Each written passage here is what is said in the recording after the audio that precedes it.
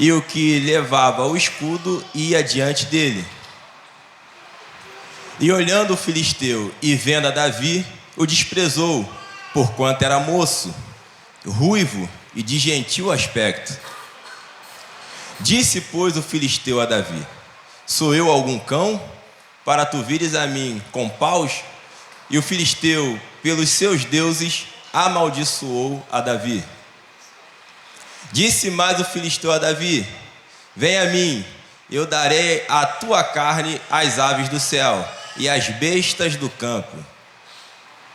Davi, porém, disse ao filisteu: tu vem a mim com espada e com lança e com escudo, porém eu venho a ti em nome do Senhor dos Exércitos, o Deus dos exércitos de Israel, a quem tens afrontado. Hoje mesmo o Senhor te entregará na minha mão, e ferir-te-ei e tirar-te-ei a cabeça, e os corpos do arraial dos filisteus darei hoje mesmo às aves do céu e às feras da terra, e toda a terra saberá que há Deus em Israel. E saberá toda esta congregação que o Senhor salva, não com espada, nem com lança, porque do Senhor é a guerra, e Ele vos entregará na nossa mão. Somente até aí, amém? Quero deixar uma palavrinha rápida aqui para os irmãos, onde a gente vai falar um pouco sobre Davi. Mas para a gente chegar aqui, até esse ponto da vida de Davi, nós precisamos relembrar um pouco dos acontecimentos até que Davi chegasse nesse episódio. Aqui não é mistério para ninguém, nosso pastor, ele sempre nos ensina e sempre nos ensinou sobre a vida de Davi. Nós vamos ver que Davi, ele era um filho bastardo de seu pai. Davi era um filho que era desprezado por seu pai. E nós vamos ver, e nós vamos ter um pouco dessa prova ao ver o tratamento que seu pai ele tinha com Davi como filho. E uma das maiores provas que a gente tira disso é o fato de Davi ele ter que ficar num campo cuidando, ou melhor, num vale, cuidando das ovelhas malhadas, aquelas que nós vamos ver que no tempo em que nós estamos falando, ela não tem nenhum valor comercial para aqueles homens daquela época. A ovelha que não tinha nenhum valor, ela não gerava nenhuma renda, só que elas eram colocadas num lugar onde era bastante perigoso, porque ali era onde passava e atravessava as bestas feras do campo, e Davi ele se colocava ali à disposição de estar cuidando dessas ovelhas, mesmo sabendo que ela não tinha nenhum valor comercial. Davi ele se coloca à disposição de estar entregando a sua vida para cuidar da vida dessas ovelhas. E aqui a gente já tira a primeira lição da vida de Davi, através da vida de Davi, porque nós vamos ver que Davi, o futuro de Davi é um futuro promissor, mas nós vamos ver aonde que Davi começou. Nós estamos vendo aqui que o futuro de Davi é um futuro promissor, mas nós estamos vendo também aonde que Davi começou. E eu já quero deixar uma palavra aqui para a sua vida. Se você deseja alcançar algo grandioso, se você deseja alcançar lugares altos em sua vida, não despreze aquele pouquinho que Deus tem colocado nas suas mãos agora. Porque Davi ele não desprezou as malhadas que não tinham valor, e Deus colocou ele para cuidar de uma nação, porque Deus sabia que aquele que não despreza, aquele que não tem valor, não vai desprezar ninguém quando ele estiver em um alto patamar. Então a gente vai chegar numa época aqui em que Deus ele levanta o profeta Samuel e fala para o profeta. Então Deus, ele fala com o profeta, ele manda o profeta ungir um novo rei para Israel. E nós vamos ver que quando o profeta ele está a caminho para ungir esse novo rei para Israel, e ele vai chegar,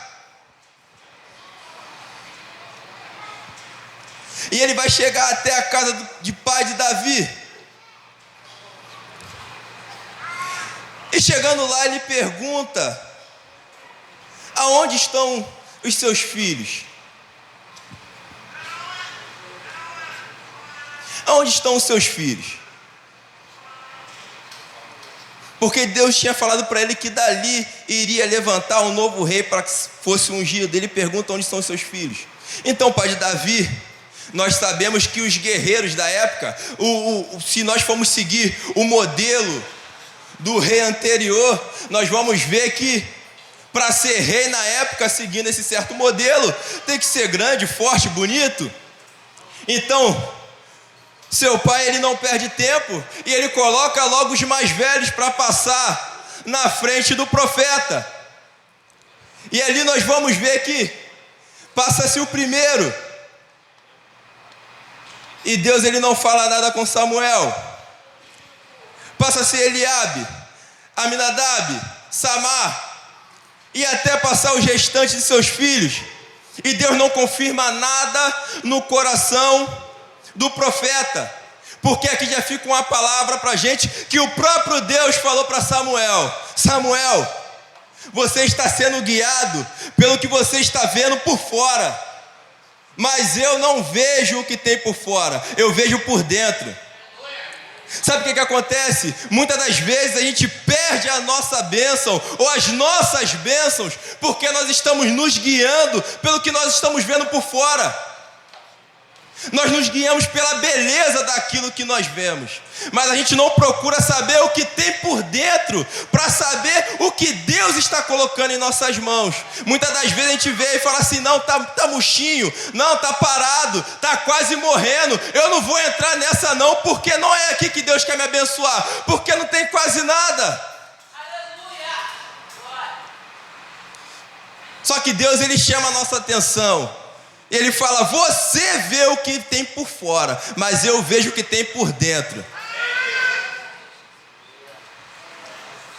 E quando Deus, ele vê o que tem por dentro, Deus, ele contraria a nossa mente.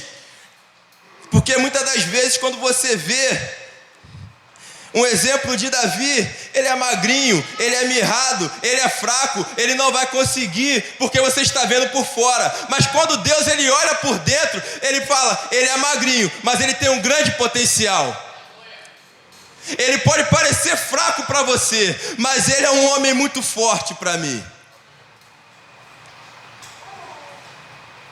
Então, ao não ser confirmado nenhum de seus filhos que estavam na casa, Samuel pergunta: acabaram-se os mancebos? E então aí ele lembra de Davi, que estava no campo. Então ele manda que fosse chamar Davi, e ele deixa um recado: ninguém se assentará à mesa enquanto ele não chegar. E eu deixo mais uma palavra aqui para a sua vida. No mesmo ambiente aonde um dia você pode ter sido humilhado, desprezado, é o ambiente que Deus vai te honrar e te levantar. Porque uma hora aonde aquele menino nem sequer foi convidado para estar à casa, agora ninguém pode sentar à mesa enquanto ele não chegar. É no mesmo ambiente aonde te desprezaram que Deus, ele vai te projetar, Wesley. Então nós vamos ver ali, Davi chegou, Deus confirma no coração do profeta, e o profeta, ele então unge a Davi. Só que Davi, ele foi ungido, mas ele não foi levado a rei de forma imediata. Nós vamos ver aqui que o tempo ele vai passar. E os filisteus eles vão se levantar contra o povo de Israel. E os filhos mais velhos, os irmãos mais velhos de Davi, eles estão no campo porque eles faziam parte do exército do rei Saul. Então Davi é chamado pelos seus pais. E é dado uma missão nas mãos de Davi. Davi, então, toma esses mantimentos, leva ao campo, leva suprimento para os seus irmãos, leva também esses suprimentos para o chefe de 1000. E quando você voltar, você traz alguma prova de que seus irmãos ainda estão vivos. Que prova eram essa? Pedaços de cabelo, pedaços de unha, para que seus pais eles soubessem que ainda estavam vivos. Então Davi, ele se levanta e ele vai até essa missão. Só que quando Davi ele passa pelo chefe de 1000, Davi ele está ouvindo um burburinho ali no meio, porque Davi está vendo aquele filisteu de pé, zombando do povo de Deus, do exército de Deus.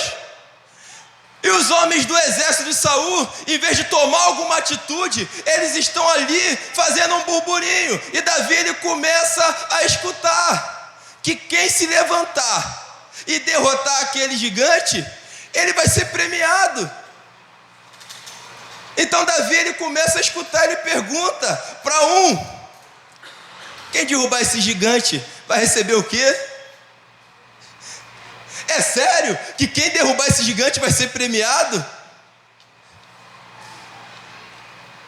Então quando é confirmado isso para Davi, Davi ele faz, então se levanta e ele pergunta: quem é esse incircunciso que zomba do povo de Deus? Presta atenção, Davi, ele em momento algum, ele se atentou para o tamanho de Golias, para a armadura de Golias, para a espada de Golias, para a força de Golias. Davi, ele só conseguia ver uma coisa quando ele olhava para aquele vale: um homem que não tinha parte com Deus, zombando do povo de Deus. E eu já deixo aqui uma palavra que Golias, ele assinou a sua sentença de morte nesse exato momento. Porque eles estavam durante dias ali sendo afrontados, o nome de Deus sendo envergonhado, e ninguém se levantou. Só que nesse dia em questão, em que nós estamos tratando aqui agora, Davi está no ambiente.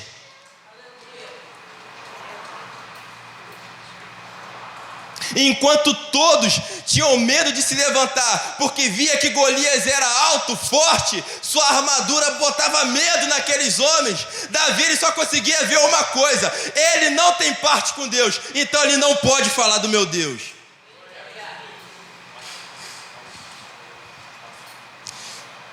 Então Davi ele tenta chegar até Saul, e nós vamos ver que quando Davi ele começa a chegar até Saul falando: eu vou lutar com ele, eu vou lutar com ele. Os irmãos de Davi começam a falar para Davi: vai para casa, o que você está querendo fazer aqui? Você está querendo se amostrar? O que você quer? Vai para casa, rapaz, vai para casa, você não tem nada para fazer aqui.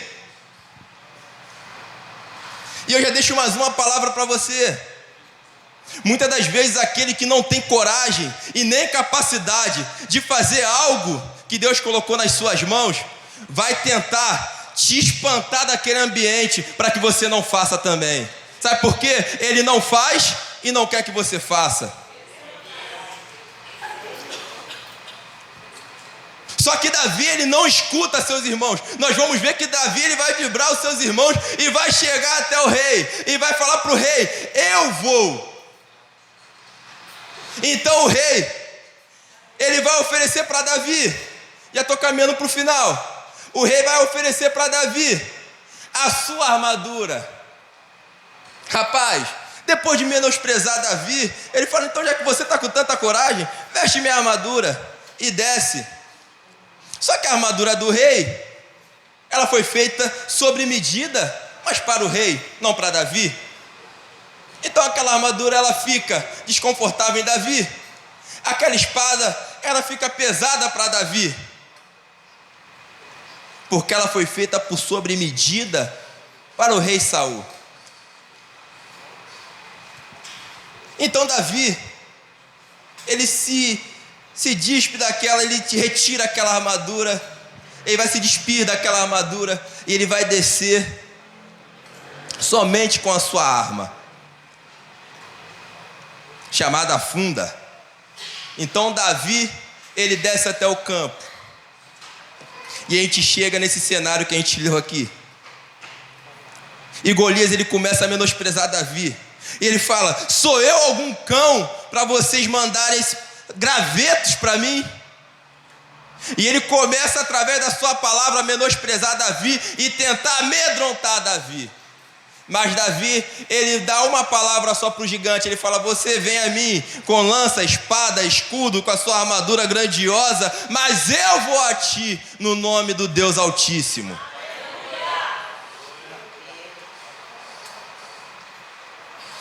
E nós vamos ver aqui que antes de Davi descer, a armadura do rei Saul ficou pesada e desconfortável. A espada também ficou pesada, pastor, certo?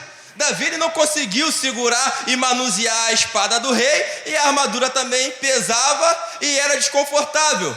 Só que nós vamos ver que quando Davi, ele desce para lutar com o gigante, a gente vai ver que o gigante, ele começa a avançar para cima de Davi, e Davi, com a sua primeira pedra, ele arremessa naquela sua arma e acerta o topo da cabeça do gigante. Só que Davi, ao acertar o topo da cabeça do gigante, a Bíblia vai dizer que Golias, ele não cai para trás, ele cai para frente, com seu rosto em terra. Sabe por que Golias, ele não caiu para trás? Para que nem Davi e nem aqueles que estavam de fora observando ousasse dizer que quem derrubou Golias foi Davi.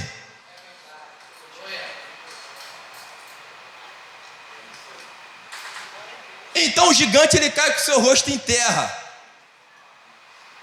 E após o gigante ter morrido, Davi, ele vem, ele pega a espada do gigante, ele corta a cabeça do gigante, e ele vem subir no vale, com a espada de Golias numa mão, e com a cabeça do gigante na outra mão. Mas calma aí, a espada de Saul não tinha ficado pesado para Davi? Como é que Davi agora está subindo no vale, com a cabeça de Golias numa mão, e com a espada de Golias em outra?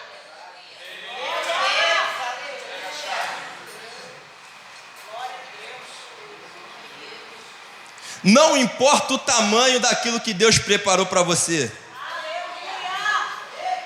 Eu vou terminar, você recebe se você quiser. Não importa o tamanho, não importa o peso, não importa a estatura, não importa o quão grande é aquilo que Deus preparou para você, porque quando Deus prepara algo para a sua vida, pode ser do tamanho que aquele que está de fora fala: ele não vai aguentar levantar, pastor Itamar é baixinho, ele não vai conseguir carregar essa carga toda não. Mas quando Deus, ele entrega algo nas suas mãos, ele te capacita para que você tenha força o suficiente para carregar a sua bênção.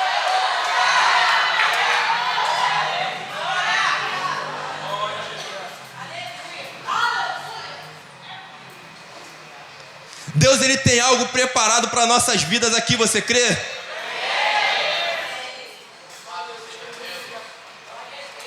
Por mais que o inimigo, ele olhe para você, ele pode falar para você assim: meu amigo Wesley, você não vai conseguir carregar isso tudo não.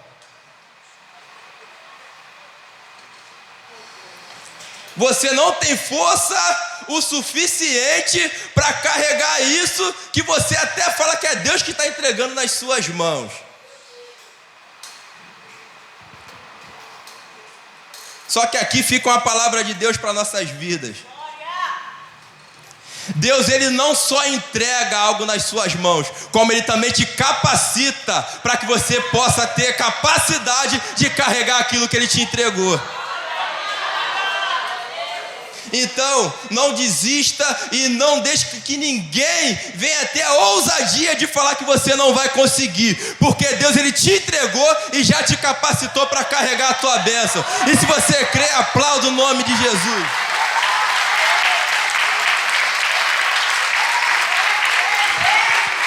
Maravilha. Crescendo, vamos dizer, 1, 2, 3.